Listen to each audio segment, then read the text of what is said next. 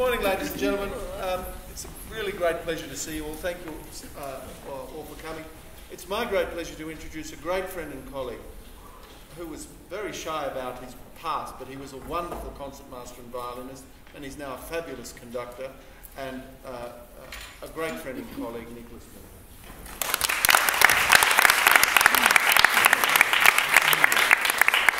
Thank you, ladies and gentlemen. We're very happy to be here.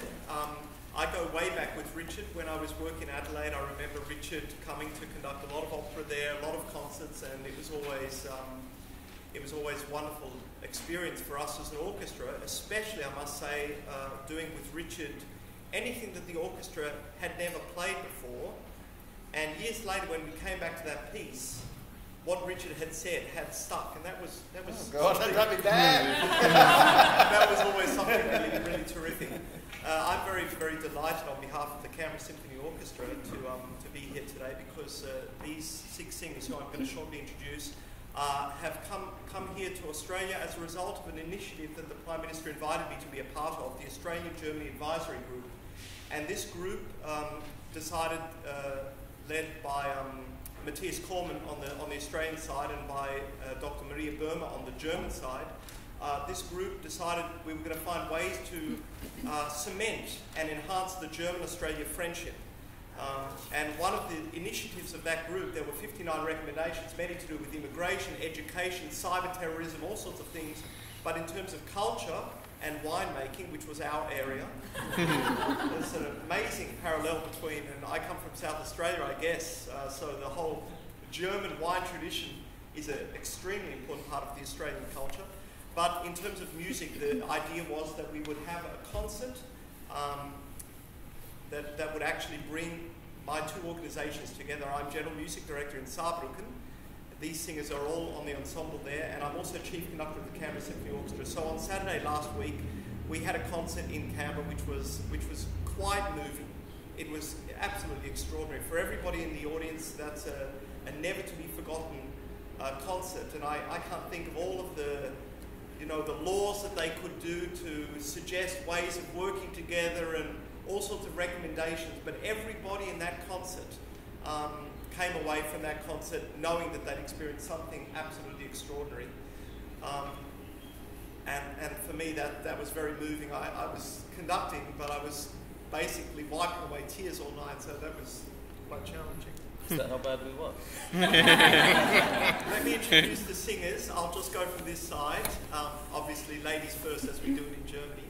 Herdes Anne Jonas-Sotier is soprano and has just sung with us West Side Story, but next season she'll be singing. You read in the bios what roles they've sung, but as ensemble members, you're going to talk about that. I'll just introduce them quickly. Judith Braun, mezzo-soprano, and Susanne Braunsteffer, soprano. On this side, Hiroshi Matsui, originally from Japan, but Hiroshi spent the last 30 years in Germany and has sung all of the bass roles. Carlos Moreno Pellizzari, tenor, and Olafur Sigurdarsen. Ollie and Herdes are originally from Iceland, Hiroshi originally from Japan, Carlos originally from Chile, and Judith and Susanna originally from Germany. So these are our singers. What we'd like to do is just have each singer speak briefly about how you came to Saarbrücken. And Ollie, why don't you, we're going to have a time just to talk a little bit about how the singers made the journey, how they ended up in Germany, why they wanted to go to Germany. Ollie. Yeah, with pleasure. Very nice to meet you. The only time a large group of singers go quiet is when an agent flies over. That's how desperate we all are, you know. I did my studies I started in Iceland in my early 20s. I was kind of a bit late. 21, I guess, is when I started kind of having regular singing lessons. I spent 3 years in Reykjavik studying, and what I regard was such a my small career is all based on coincidences, and one thing leads to another. but I think it's like this for all of us, more or less. The Reykjavik College of Singing had an association with the Royal Associated Board of the Schools of Music in the UK, but I'm sure there's a big connection for you guys as well. There was a lot of Commonwealth singers there as well, and there was an adjudicator who heard me in Iceland and suggested that I applied for the Royal Academy in London, and which I did. I did then a postgraduate, like a bachelor's course in general performance studies, involving anything, acting, languages, singing lessons, obviously, etc. And spent 2 years in London, and then I went to the opera, a newly established opera department at the Royal Scottish Academy of Music and Drama in Glasgow, now called the Royal Conservatoire of Scotland, just so the Scots can't pronounce it. But I had a lovely, lovely time, especially in Glasgow. I loved it there. They gave me, in 2 years, I think I sang 7 roles, and that was such a good school. There was good teaching. After that, it was suggested by my first agent at the time that I moved back to London. We decided, I had a family already, I already had 2 kids. It's very cold in Iceland, we start very early. And so we moved to Brighton on the south coast of Iceland just because it was cheaper than London. We had no money, by the way, not a dime, but we ploughed on. My career after that, I started in the UK doing touring companies, English touring opera, Mid-Wales touring opera, etc. I then went back to Iceland briefly for 2 or 3 years, and then I came back to the UK.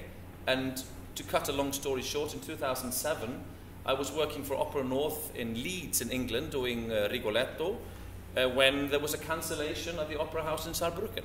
They were doing a modern Finnish opera called Kullervo, and it just so happened my director in England knew the director in Saarbrucken. He had spoken about me to her, and there was panic in Saarbrücken, and they called, and I think they called on a Tuesday evening, and I auditioned for them on Wednesday afternoon. And there was actually people did see me change into my suit in the car park in Saarbrücken. That was very embarrassing. That's how quickly that all happened. And after my premiere in Saarbrücken in 2007, the house offered me the Fest contract, and which was perfect timing for me at the time. I will have been 30, I'm 48 now, so this was now 10 years ago. 38, I was moving gradually into the German repertoire. I needed to learn German properly. I needed to sing the German roles, Wagner, Strauss, etc. And that's what, actually then what happened. So I managed 9 seasons Fest in Saarbrücken. That's kind of my story. It's amazing, actually, as I look at all the singers, all the careers, and my career, and every career, and probably all of your careers, we can never know how everything connects. It's a sort of, imagine a string of stars in the sky, and when you look back, you can see the path you were on. But looking forward, there's no way to see the direction you're going to go. There's a star there, there's a star there, and one, it's an amazing thing. And for example, our next singer, Susanna, we were doing Ballo and Mascara, and I needed an Amelia, and I've got a friend in Dortmund who just done it with her. And he said to me, you should check out this girl. So we invited her for a vorsingen. It was a situation where she opened her mouth and she had the job.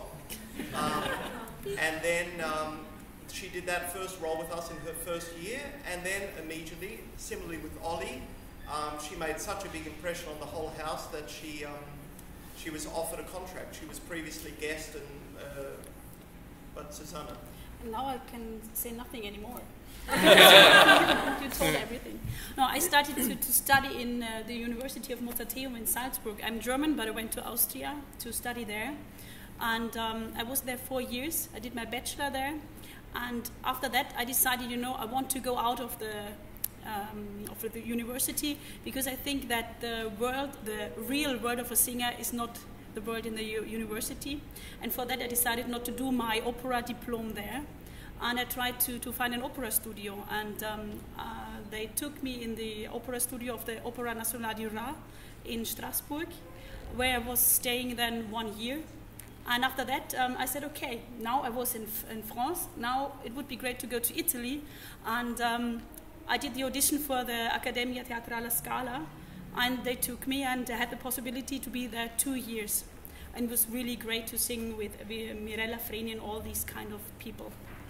And after that, I went back to Germany, and they took me in big houses like the theater in Dortmund, where I had the possibility to do my debut as Amelia and as Don Carlo Elisabetta, Trovatore Leonora.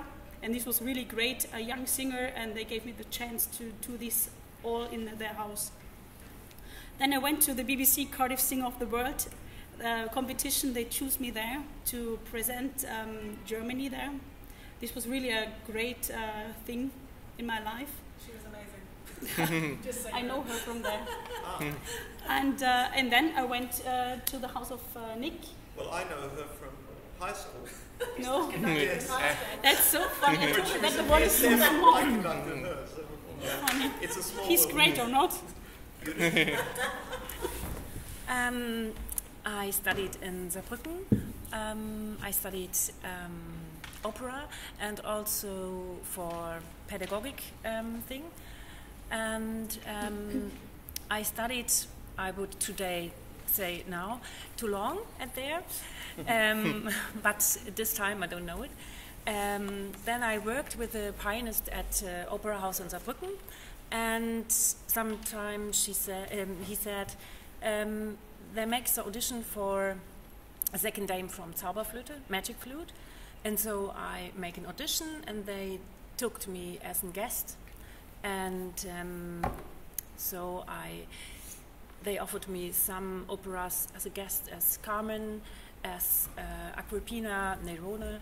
It was very nice roles during 2 years, and then they offered me for a fixed contract, and I signed the contract as a lyric mezzo-soprano, and now I changed to the dramatic Fach, and so the next season I will sing Herodias in Salome and Fenena in Nabucco. That's the most important roles. But you also sang last season with me, Katja Kabanova and Mrs. Quickly, so already that was the beginning for the Fach, Wechsel. Carlos? Well, I come from Chile, and I don't know how it's the situation here, but in our country, we have some opera, but it's a very small circle. So my goal for me was just to try and get some stage time, because I think it's the only way to learn properly. If you're like constantly taking lessons and small rooms and trying to just improve, it's not gonna work out if you're not really tested on a stage. Like also acting and dealing with colleagues and dealing with the orchestra. And then I thought, I mean, there's no space for me here. There's no enough work. So I decided to go to Germany.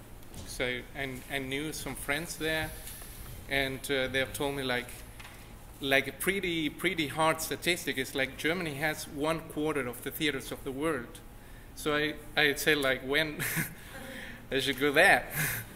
And I started studying first in Essen in Germany, and after a couple of years I got my first fixed contract in a small theater in Detmold, and I did many roles there, and then I had to cancel that contract because I got the offer from Saarbrücken. And I spent 2 seasons there, done many roles, and I think I'm just starting in this, and I have still a lot to learn, but it's part of this wonderful process of being on stage, looking up to wonderful colleagues like the ones we have here, and just enjoying the path. That's for now. Yes. For me, I agree with Carlos about the studying. You learn way more at the job than in school. I studied for a really long time. I didn't want to be an opera singer growing up. I didn't know what it meant to be an opera singer. I come from a really small town in Iceland, but thank God it just happened. I landed in it by a row of coincidences, like Ole was talking about. I studied in Iceland, and then I went to Berlin, and I was in Berlin for 6 years, taking breaks, wondering if I should stop, and you know, I'm sure you all know about that. And then I was in Zurich for 1 year, and by another coincidence, I heard that Saarbrücken was searching for a soprano. A friend of mine was directing somewhere in Karlsruhe, had a singer auditioning there, and I had already written to Saarbrücken, and they had not replied, of course, because I didn't have an agent working for me or anything. But Ole, who I knew from way back, I wrote him and asked if he knew about it, and he was like, send me your details. And then I got an invitation to audition, and it was pure luck, I guess, and then it all worked out. But so I've been there now 4 years, and it's been the best school. It's great, it's good training, you get to work a lot, and it's very busy, but it's fun. Great orchestra, great colleagues, yeah. Good. Hiroshi is, as I mentioned, a bass. He's also a guest professor in Osaka, Japan. But as I mentioned, Hiroshi has been studying, or has been working professionally in Germany for 30 years. Yes. What brought you, Hiroshi, to Germany? To Germany, I must say I'm not good at speaking English. Okay. I came to Germany in the year 88, before the fall of the wall, and to Berlin West. And I wanted to study for first oratorium and lied, not opera. But my teacher said to me, lied? Oratorium? What do you want to study in Germany? You must study opera, only opera. After opera studying, lied. From lied, as a lead singer or oratorium singer, you can't earn money, he said to me. And I studied, and I have already studied so long in Japan, 6 years with master degree, and I have in West Berlin at the Hochschule der Künste Berlin. It was now Universität der Künste, so University of the Arts Berlin, and it was for my teacher also too long with me, and he said to me after 6 semesters, you must do the audition.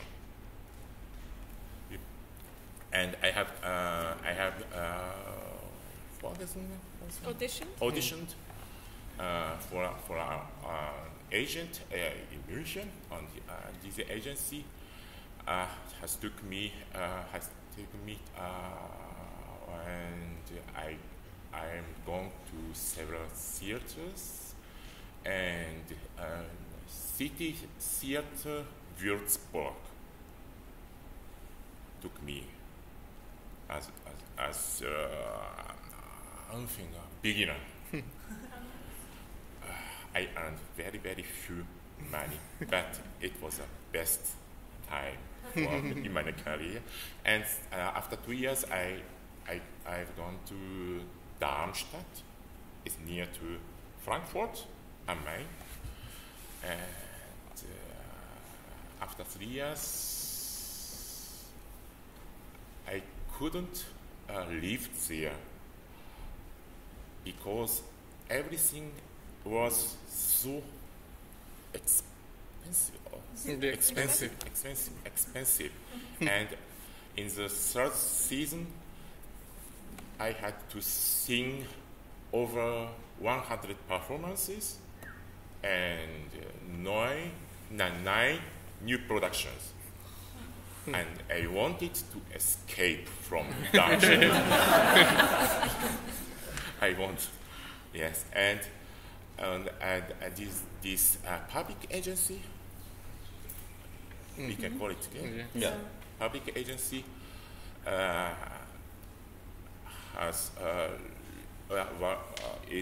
was looking for an bass for Saarbrücken. And I came to Saarbrücken and I've sung 2 arias. Do you have 3rd aria? Yes. Yeah, after 3rd aria, have you the 4th? Yeah. After 4th, do you have 5th? It's not normal. Yes. No. 2, enough. And after 5th aria, you are our singer, bass. And it was already 21 years ago. Our house in Saarbrücken, Carlos mentioned that a quarter of the opera houses in the world are in Germany. They're divided into A houses. Saarbrücken is an A house. B houses, which are very often the slightly smaller cities, Detmold, Bielefeld, and then there's C houses and lower. But our house is a Staatstheater, which means the major opera house of the state, the Bundesland. We have an orchestra of 100 players. We have a solo ensemble cast of 15, a chorus of 40, a ballet company, actors. There's about between 400 and 450 employees at the theatre company. We've got various venues. We've got our own concert hall, and it's a very big production. I'd also like to tell you my story because I think it's interesting as I hear the stories, and it's particularly as I'm the only Australian here who knows the difficulty that you're all facing. My story was I studied in New York. I can say my story very quickly. I studied in New York and I wanted to be a conductor. And I started at Juilliard conducting. After I went there as a violinist, but I wanted to be a conductor. That was my dream from a young age. Then I formed an orchestra in New York after I did all my studies, and I realized I extended my visa and I was doing everything I could, but I realized how difficult it was. Nobody was going to give me an orchestra. I didn't have contacts. And every conductor I've studied, every conductor I've met has had a unique path. Who they met, Richard Mills has his own path, I have my own path, and probably it's the same for singers. Listening to your stories, I realize it's the same for singers. It's the same for all of us going through life, actually. My path was, I realized I couldn't get a job. I needed to I formed my own orchestra, but at a certain moment, all my buddies who were playing for free, I couldn't ask them to continue to do that, and I did a master's in conducting, but then how do you get an orchestra? It's not like you can go out and buy a flute. You can't buy an orchestra, well, unless you're very wealthy. So then I was approached, somebody had heard the Adelaide Symphony was looking for a concert master, and I thought, well, at least I'll be in an orchestra, maybe I can get some conducting there, and I wrote it into my contract. I'll get to conduct a bit, but once I was there, they didn't let me conduct. They said, no, we need you to be the concertmaster, you're the only one. And I did everything. And during that period, we did the first ring in Australia, and the conductor wanted me to play every performance. So it was a great 6 years, and I was never sitting there frustrated to be a conductor, but I wanted to conduct. And I enjoyed that time immensely. But at a certain moment, I realized it wasn't going to turn into conducting. As it turned out, I'd sent 300 letters to Germany. And I think I got one response from the Hofe Symphonica, from a very small orchestra in Bavaria. They responded to me and said, no, we're not interested. But it was a response. I was thrilled. I couldn't speak a word of German at that time. I had a friend in Adelaide who had actually helped me write the letters. So that was it. And then I had my meeting. That turned out, a conductor came to Adelaide to conduct, and they needed somebody to jump in Jena, which is in Thüringen, the state of Thüringen. It's actually a very good orchestra. It's an 86-member orchestra, B orchestra. And he said to me, Nick, do you know I heard you conduct, because I'd done some competitions and I'd had some success. I'd won the Symphony Australia Conductor of the Year award, but it didn't give you anything. I got, there were a couple of concerts, but there wasn't really. He heard I was a conductor, said, do you know the John McLaughlin Guitar Concerto, which I'd never heard of? I said, yes, I know it well. And then he said, we need somebody in Jena next week, and I learnt it, and I went there, and I also researched, found out they were looking for a chief conductor, and I thought, well, I've written 300 letters. This is my first chance, my first foot in the door. I'm going to go in that door and break it open. and while I was there, even though I'd prepared a couple of sentences in Germany, and then I requested a meeting with the Vorstand, which is the committee of the orchestra. And I said, I've met your orchestra, it was terrific. I could do some magic at this orchestra. I could make something of this orchestra. I'd like to be considered, and anyway, to cut a long story short, they gave me the job. I talked my way into it. So we've all had our different parts. And as you heard from Hiroshi, 1 year in Darmstadt, 100 performances, 9 different roles. Our opera house does, we do about 7 or 8 major premieres a season, plus Wiederaufnahme, which are revivals. So these guys have to, and I'm in awe, I just conduct 3 or 4 operas a season, plus concerts, but they are called upon to do the most extraordinary things night after night. We've just done 5 performances of Tannhäuser, but in between, Susanna and Hiroshi and Ollie were singing Simon Boccanegra. They're all singing all the time, and the costumes and everything. It's a major operation. I guess you've got some questions, Richard, about auditioning, because we also have Stephanie Pavel here, by the way. Stephanie is, stand up, Stephanie, for a moment. Stephanie is also here to answer any questions that you have from the management side of things, because she's actually in Saarbrücken now as Kommissarische Opernleiter. So she's actually in charge of choosing singers and can also answer questions, thank you, Stephanie, about the audition process. When you send a letter to Saarbrücken, she decides if you get an audition. Vorsicht. Bring cookies. So, well, maybe, I think one of the things young singers might like to know is some advice on preparing an audition, because the Fach system is very important to understand and the way it operates in Germany, and to prepare to show yourself at your best through the choice of repertoire you offer at an audition. And so perhaps, Ollie, could you tell us something about it? Before he does, I think absolutely it's extremely important, because the number of times we've sat there and we've said, she's singing the wrong repertoire, that's not right for her, she's completely miscast, that's called Fehlbesetzung. Well, spot on. It's incredibly important, of course, for us to show our strengths in an audition, not to show our weaknesses. I could mention numerous occasions where I have not been very clever in repertoire choices for auditions, and those auditions have had 100% been unsuccessful. I mean, completely. So choosing the repertoire that you're comfortable in and that shows you at your best is obviously the most important thing. There is also a magical little thing in auditions called being spontaneous. Sometimes things just happen in auditions, and I would always say let them happen.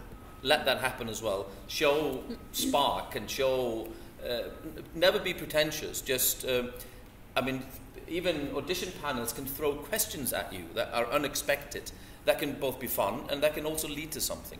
But primarily, your first choice is the most important choice. There are a few kind of phrases when it comes to auditions. Some say that your future or your fate, what happens in the audition, is decided in the first 20 seconds or the first 30 seconds. So the way you walk on stage matters. The way, I guess, you're comfortable in your clothes, etc. It's the first impressions that count. We've got a house of we've got one of the biggest stages in Europe with one of the very largest. There's only 3 Drehbühnen, what's that in English? Rotating stage, revolving stage. There's only 3 larger than ours in Europe. So it's a big stage, and Vorsingen, the audition process, happens on the main stage. So you come out, you're standing in the middle of the stage, we've got a little X there, and the singers always want to come forward from the X, and we say, please stand on the X, which is way back. Way, way back. and then we're all sitting there in the house. So it's an intimidating environment. But I think it's true that it's extremely important what repertoire you sing, especially the first thing. If I just may add very quickly, never be discouraged about not getting an instant feedback. Never be discouraged about total silence from the panel, or if you see their faces, if they're foul looking, it doesn't matter. It really doesn't matter. Sometimes the most unpleasant auditions have led to fantastic contracts and vice versa. Extremely friendly, and then they go, oh, you know. So don't be discouraged, and never ever. Anyone else got some questions from the audience? Can I ask about when you're auditioning, do you think it's important to have an agent to set up the auditions, or can you go in as a free artist, not as an agent? Stephanie, if a singer sends you an email, you give them an audition if that doesn't come from a trusted agent? Maybe. It depends on the situation, and it also depends on the house. And most theaters don't answer to applications without agent. But after I have worked for a festival some years, I have seen you can find you can have incredible experiences if you invite singers from free applications, because it is I think it is I like it if I see from an application letter the courage of the singer, and it is a more direct contact, and I like this. But most theaters don't, because in that case it is a question of responsibility. You can, if you invite somebody via an agent, you can, and you know this agent, you can trust, he knows what kind of people you are looking for, and he will send serious candidates. And if you invite somebody you don't know, maybe it will go wrong, and then the fault is yours. The pressure is very intense. Yes. Sorry. Did you finish? Yeah. The pressure is very intense.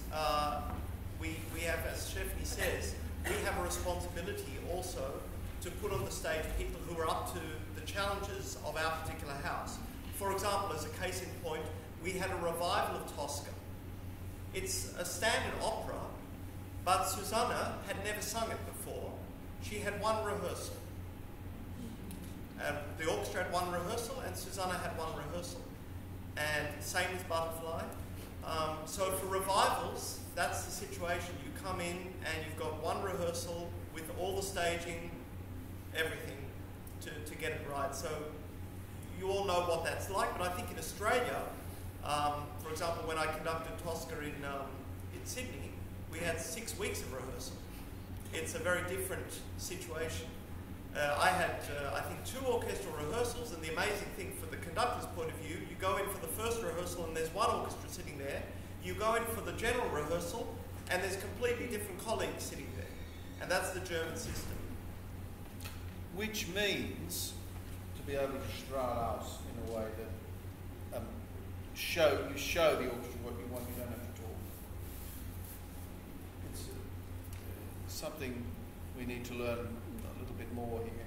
But I guess the question as to why I brought these 6 singers to Australia, I wanted to do something very special in this partnership, to present something.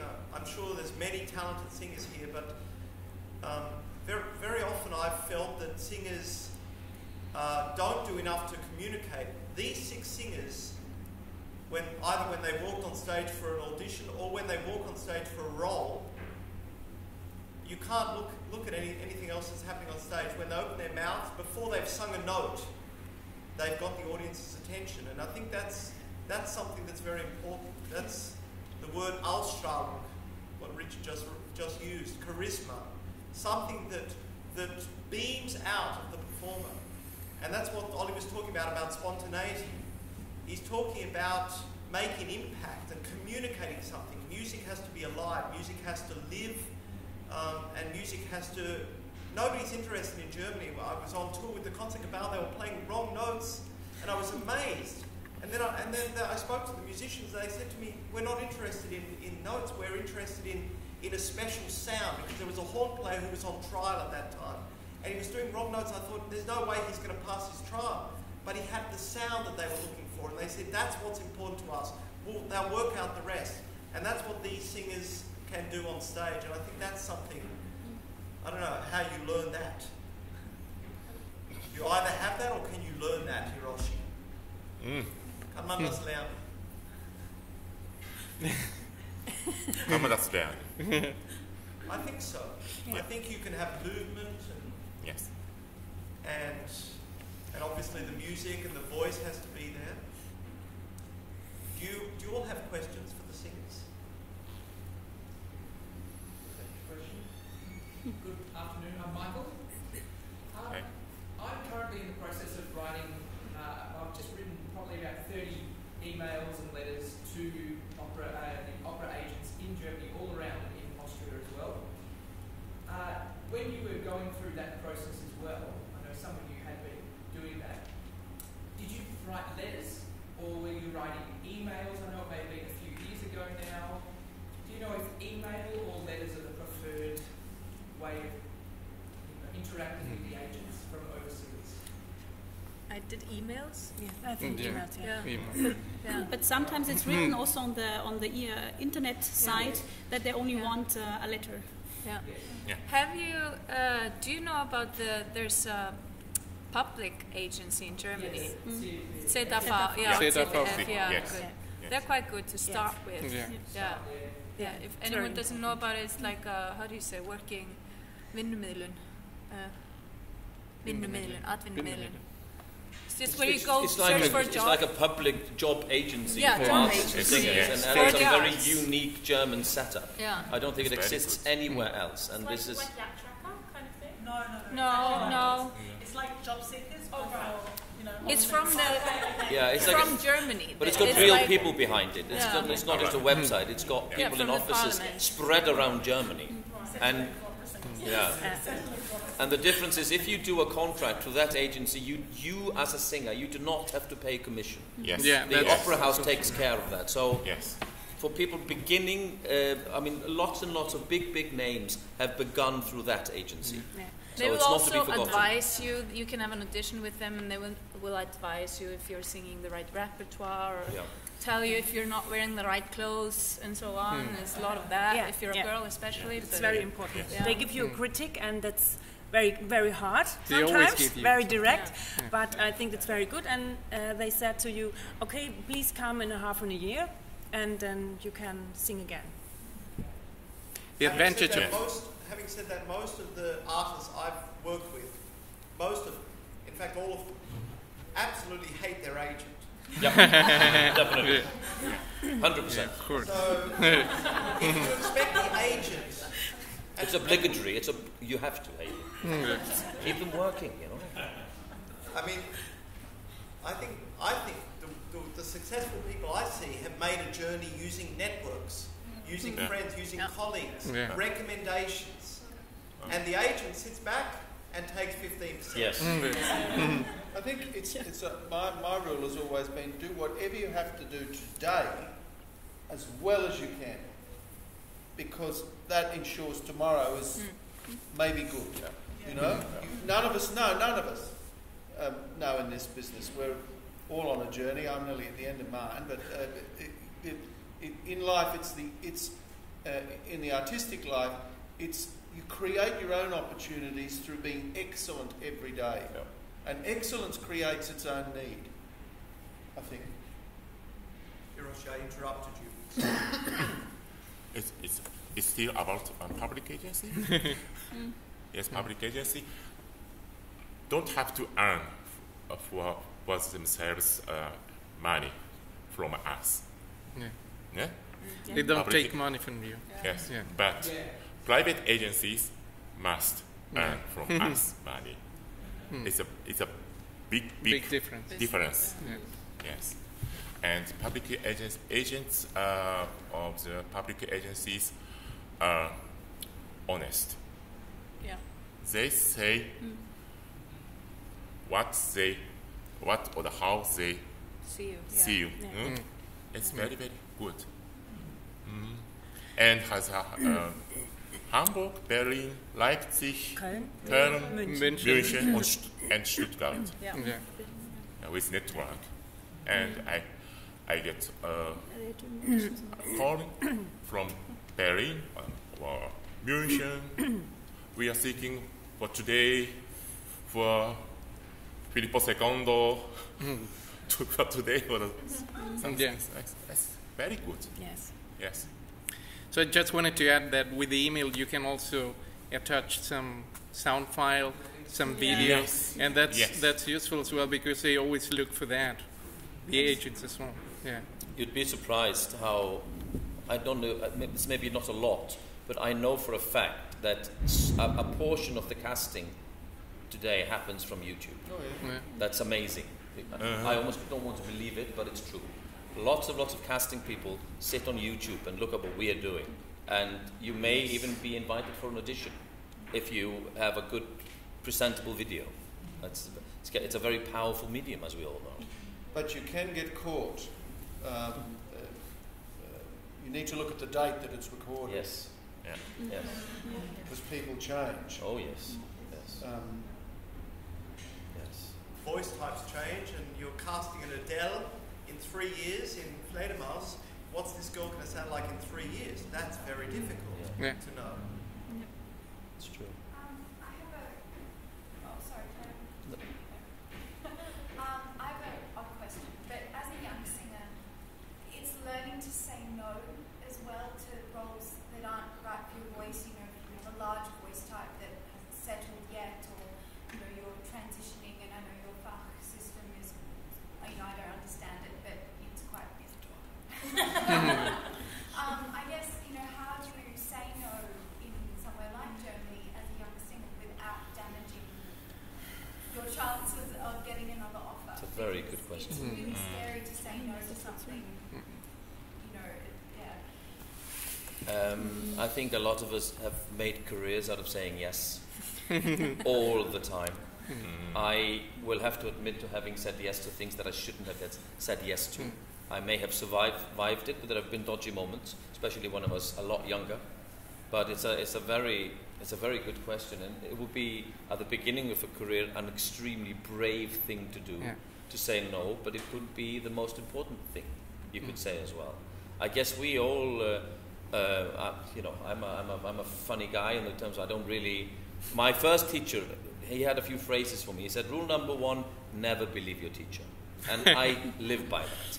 What he means is we have to be, at the end of the day, responsible for our own voices, our performances. Sadly, we can't go on stage and mess up and say, "Excuse me, audience, he told me to do that." We can't do that. It's you are responsible. So in that sense, the way when we develop and gain more experience, I guess we're then better equipped to say yes or no. But we need, I guess, all people that we trust. I trust Nick Milton. I have had offers when I phoned Nick and said, "Do you think I should sing it?" And he goes, "Yeah, of course." But seriously, there are a few people. There are good colleagues that I phone or email saying someone's asked me about this, and they say, "No, don't do it." So if you have someone you trust, it can be your teacher, your coach, a good conductor, even a director. People you then seek advice. But saying no would be a tremendously brave thing, and it might turn out to be the best thing ever. Who knows? It's sometimes very important to do that. Yeah. Very, very important. Yeah. Because people will sometimes make decisions in artistic planning just for a moment's convenience. Oh, she'll do, he'll do. That'll get us over this hurdle, because they've got their business to run. They don't really care what happens to you. They've got too many other things to think about. And, they get over it, honestly. The most important thing is to be your own centre of excellence. And that will gravitate people to you. And if it's not right for you, you shouldn't do it. People forget, you know, particularly in a large house. I mean, people come and go. Far better to say no than to do something that they, oh, that was the girl in something, and that's what they remember. Hi, my name is Rebecca. I'm a soprano. I'm actually studying at the Academy of Vocal Arts in America, in Philadelphia.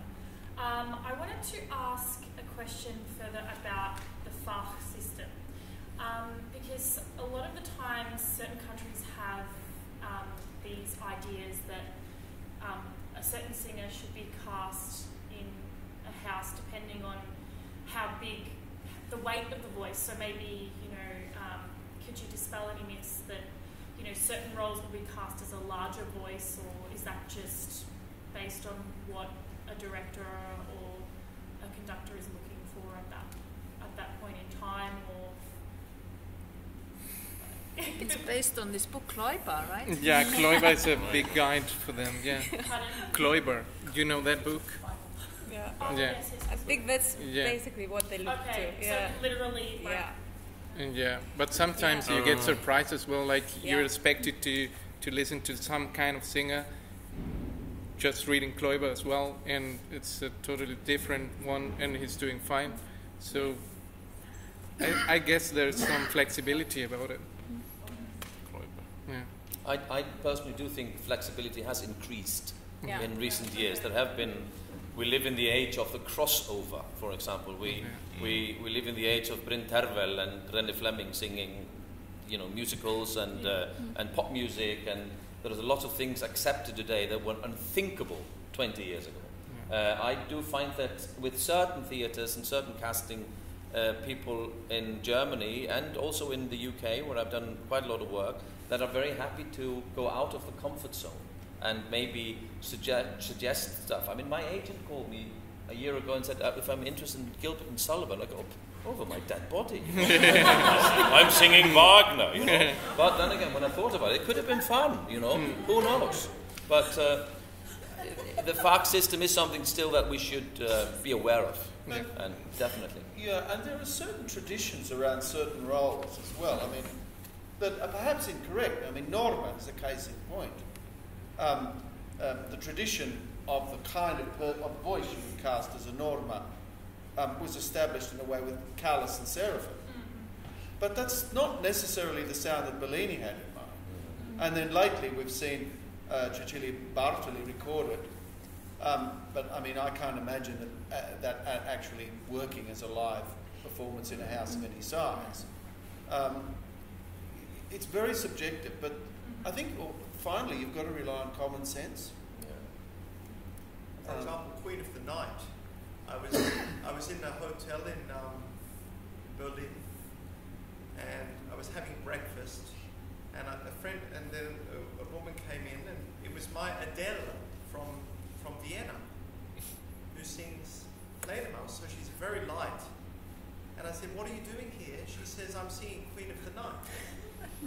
And that's a role that's gone from being a very heavy now to being very light. And there's lots of different, as you say, interpretations, possibilities for roles. But you waited a while before you sang your first. Was your first Wagner actually Flying Dutchman with me? No, I began, of course, with Telramund in Lohengrin, a huge challenge, in a revival production. So I got, I think, 2 orchestra rehearsals and 2 staging rehearsals.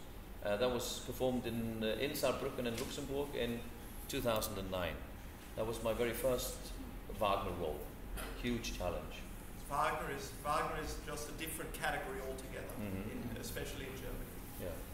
But it would have to be said, I think also the thing is there's a lot of voices are ruined in singing Wagner and Strauss by conductors who will not shut the orchestra. And in a very, as you would know, in a very simple thing, forte piano.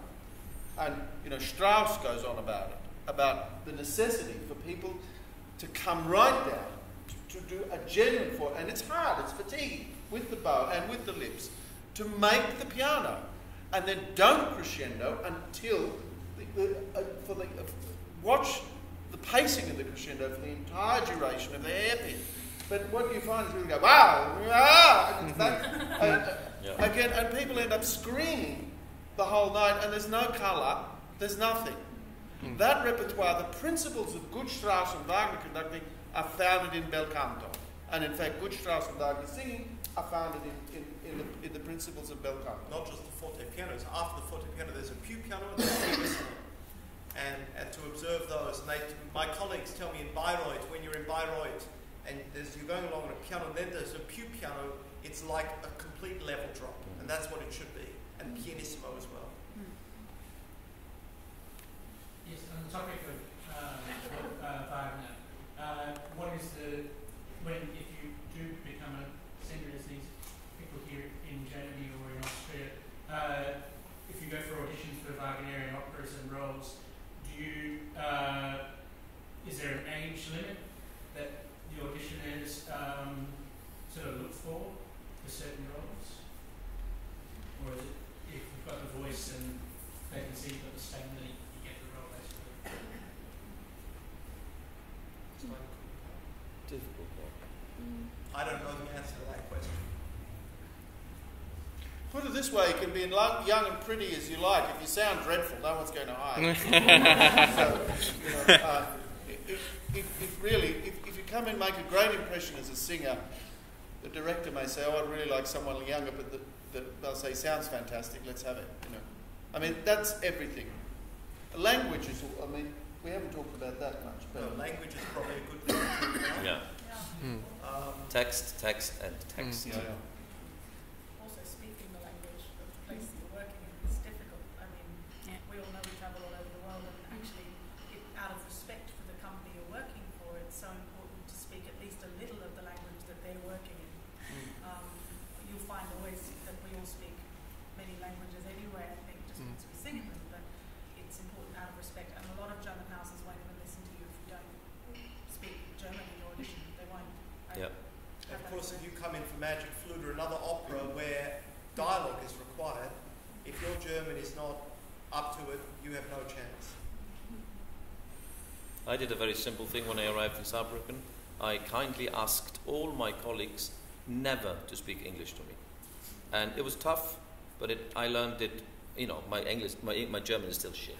But I can get by, and it makes a huge difference to be able to communicate and speak German. His German is perfect, of course. No.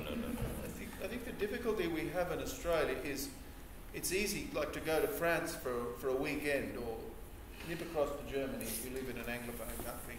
Here it's a substantial journey, so we have to make an extra effort here to keep our languages up. Myself included. Yes. We have to.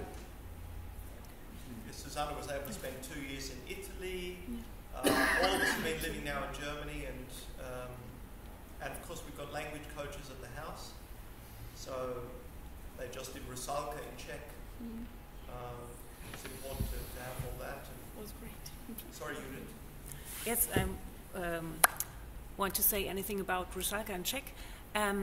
Of course, I can't speak Czech normally, native, but if you learn the speak during the opera, you get a feeling for the music, and you get a feeling how the composer mean the words to the music, and I think that's the most important thing. So I try to learn Czech and to speak it and again, but I can't speak Czech in nature. It's not possible. I have only this one opera and these, and then I would speak Czech. I would say the other thing that's important of speaking German in a German opera house is that the directors, they usually use a lot of concept and analogies and complicated stuff that you should be able to understand.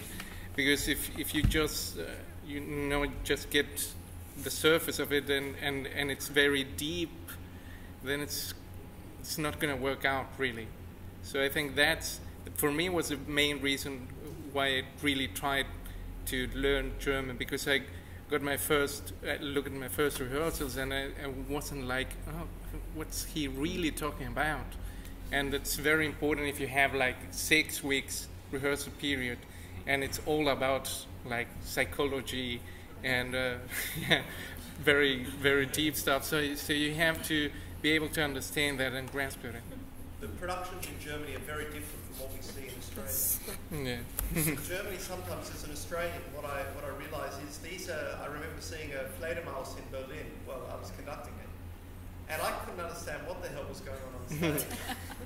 It's very often like that in Germany because it's almost like it's called Regie-Theater, but the idea is almost as if I think in Australia we still very much try to just tell the story as closely as possible as the opera, as the libretto sets forth.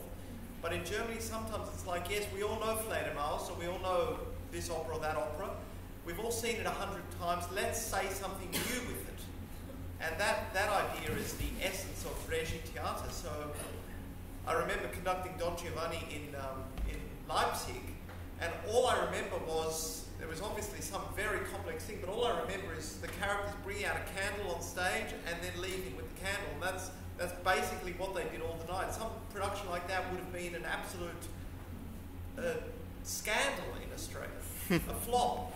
But in Germany, things like that, and then there's a party after the premiere where there's discussions and pre-concert introductions where people are passionately involved in what's the concept here. And when we did Flying Dutchman together, the idea that the whole thing was happening, the whole opera's happening in your head. And we obviously do things like that in Australia, but in Germany, they're breaking boundaries all the time. And that's why it's, as Carlos says, very important to be able to get into the psychological aspects of it with the understanding of what the director is saying.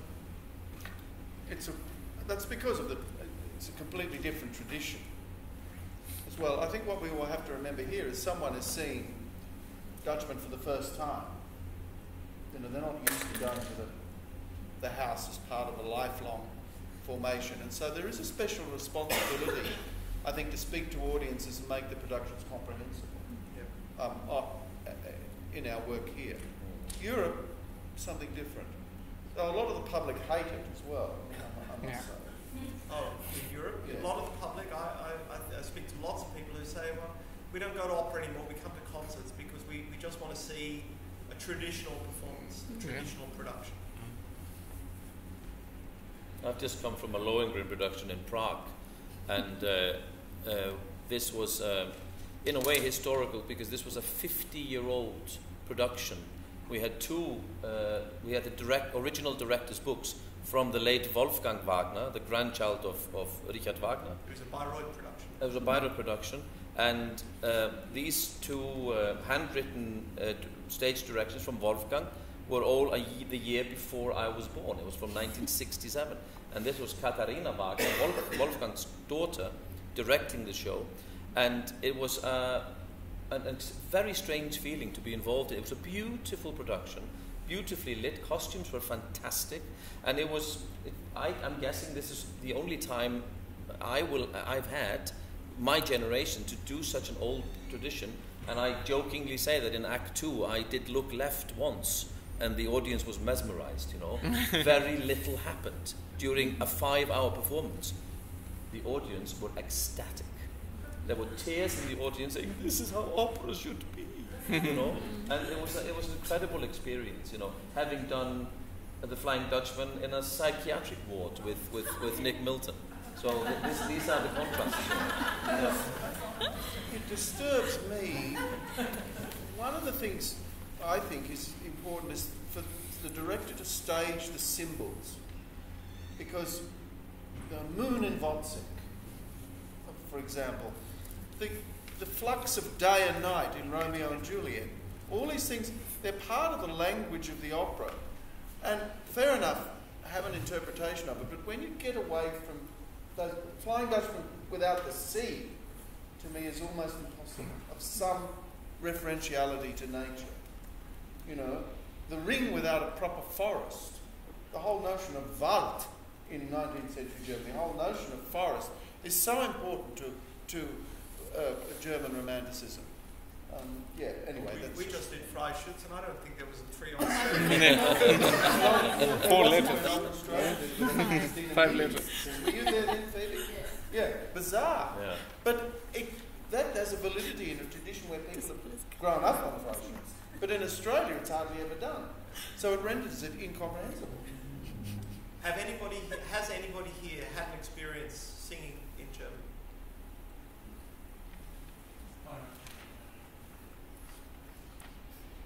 And I guess my question would be for you is there a desire among some of you to actually try to be a part of that landscape, or at least work it? I know that Mr. Henkell, you've done everything you can to promote the possibilities for Australian artists to go to Germany, and I think that's been something amazing, because I've met some of the German artists, the Australian artists who've come to Germany, mostly to Wiesbaden,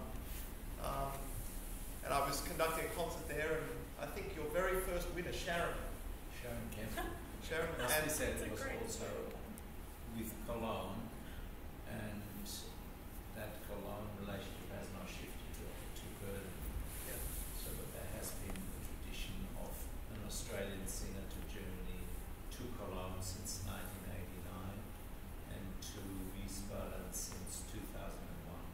There hasn't been an interruption. No, that's been absolutely terrific and there's now a tradition of Australian singers. I'm conducting concerts next season in Berlin at the Deutsche Oper, and I understand 2 of my singers are Australian.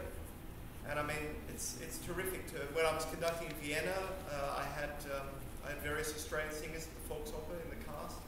So there's a smattering of Australian singers all over Germany and Austria, and I think there's a little network there that we have to explore and see if we can, because it is very difficult. I was applying in the days, I think it was before the internet, so that when I was trying to go overseas, that was very difficult. It took a lot of effort, and it was very frustrating. But I think now it's possibly a little bit easier. Airfares are cheaper than they were then, and communication is easier. Are there some other questions?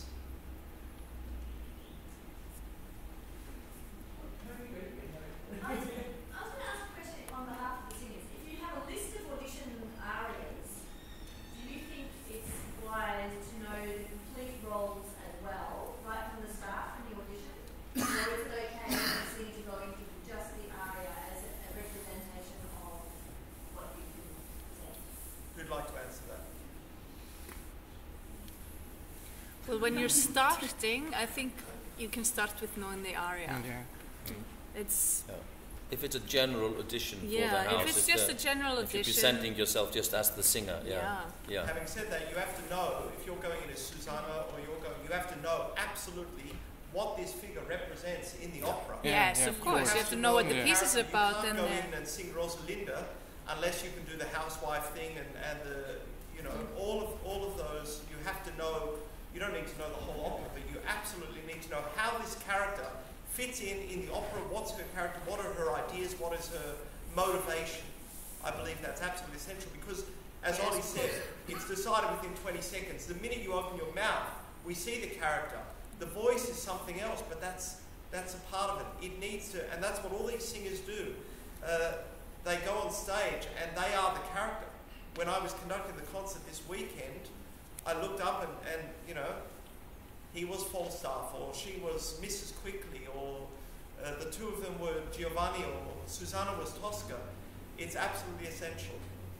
That's my interpretation. But what can happen as well if you, for example, sing in my case Tamino, and they really liked it, and if it's for the magic flute, let's say, and then they ask for you the second aria, and if you don't have it, it's disappointing. Yeah. There's probably also the opportunity, maybe not every day, but there's an opportunity if someone does a knockout audition and knows the role, and someone's cancelled, they might then, you know, on the off chance, they might say, 2 weeks time to do the performance. There are some horror stories from auditions where people have auditioned and they have presented an aria from a certain role, and they have been asked, "Do you know the whole part?" And they go, "Yes, of course." And then 10 minutes later, "Are you free tonight?" I mean, exceptions, but it's known to have happened. You know? So don't lie. Just say, don't lie if you get asked. If the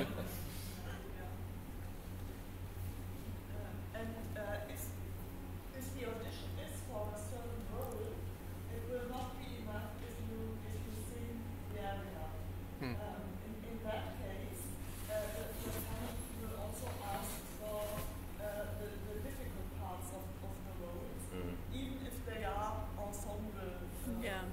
that. Yeah. Yeah. And so in that case, you should be prepared for the whole role.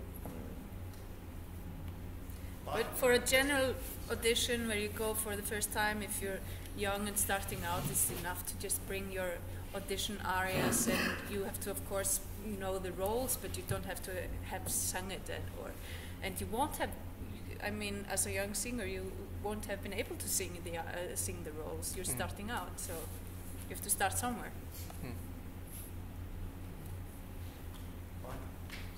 Also, as well, in the audition situation, how much movement, acting, I mean, it's very subjective, I completely understand, but from your experience, sort of, what has worked and what sort of hasn't worked in some cases? Is it too much, bad thing, or is it too much good thing?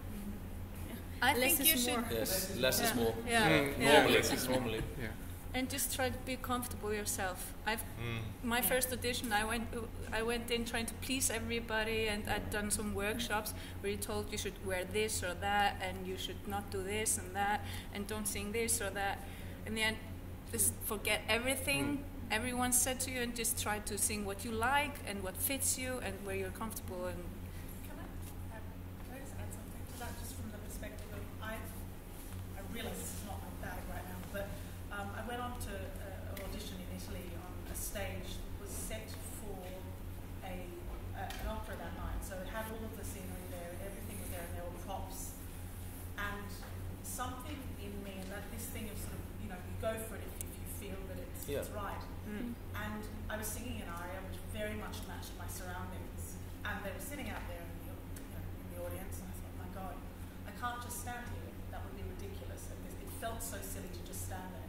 And because there were sets, because there was the opportunity, I actually just played the role, and I got the job. And it was the thing that got me the job, because I didn't walk on stage and just stand there like everybody else who'd gone into that audition. So instinct. if you feel it's the right thing to do, then just go for it. It must be authentic. Yeah. I think yes. Ladies and gentlemen, we're going to wrap it up. The singer's just going to do one verse of Carmen for you. And then we're going to wrap it up. So, shall we just do that? So we're just doing sitting down.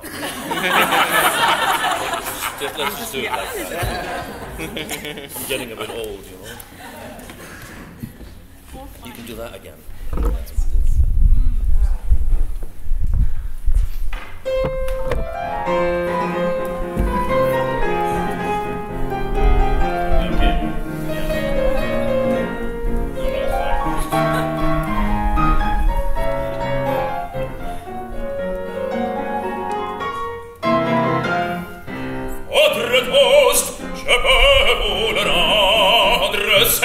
Seigneur, car avec les soldats, ville tornero, peuvent s'entendre, pour plaisir, il faut les combats.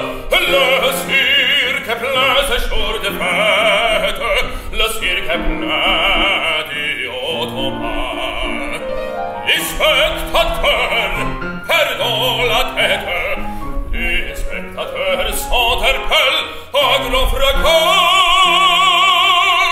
Apostrophe, crise, tapage, posée jusqu'à la fureur. Car c'est la fête du courage, c'est la fête des chants du cœur. Allons, en garde, allons, allons, oh,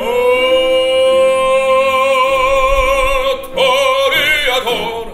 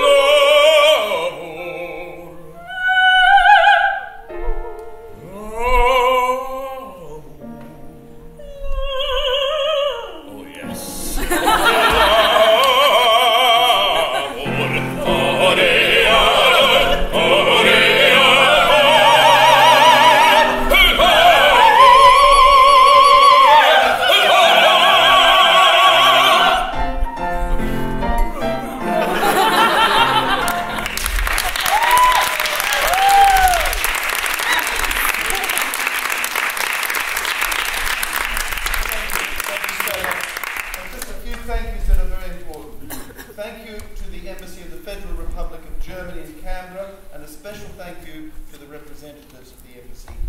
This is Susanna, ladies and gentlemen. Thank you very much. Thank you to the Australian Government through the Department of Communication and the Arts, and a very special thank you to Hans and Petra Henkell, great supporters of Victorian Opera and a key to today's event, who without their support we would not have had the opportunity to be together today.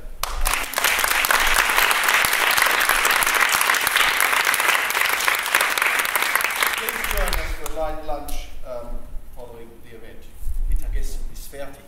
Thank you, everybody. Thank you.